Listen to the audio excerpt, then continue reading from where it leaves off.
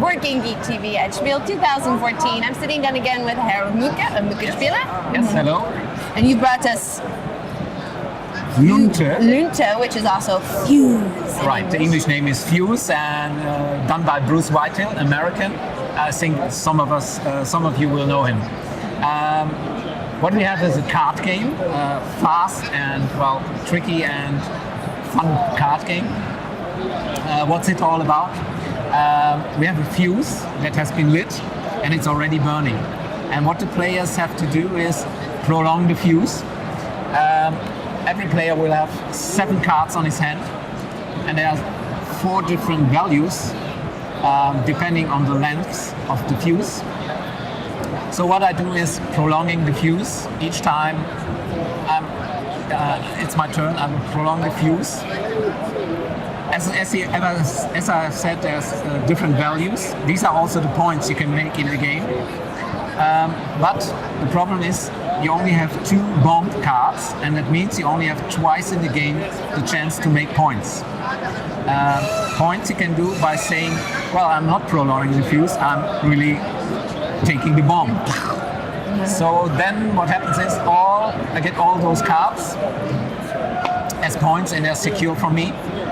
But I only have one time left to make points. So the longer you wait, the more points you get, but the more likely somebody else might come in.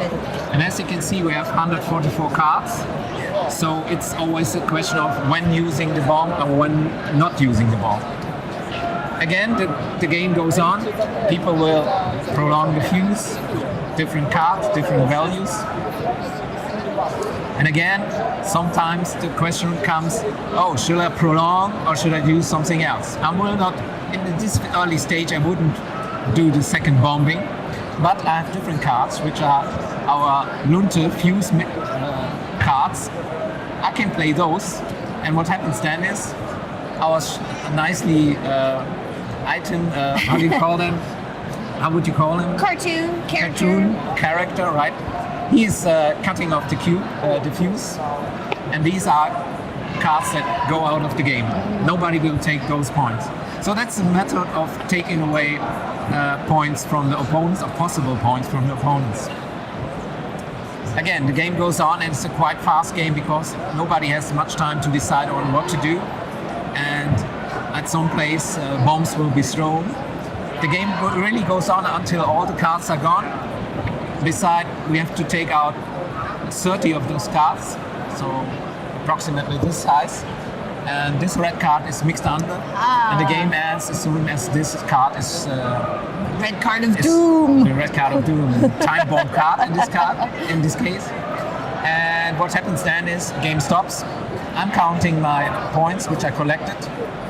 In this case, I just only have used 1 bomb, but I have points. These are my plus points. But I have to deduct the number of all the 7 cards, which I would have at the end naturally, because these are minus points.